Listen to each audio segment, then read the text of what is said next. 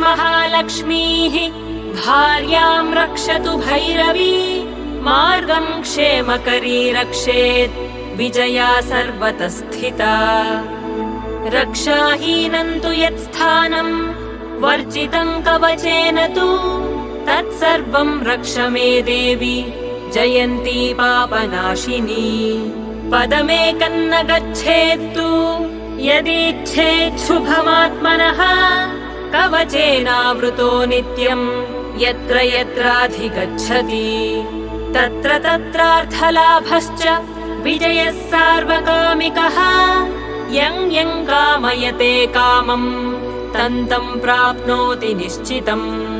परमैश्वर्यमतुलम्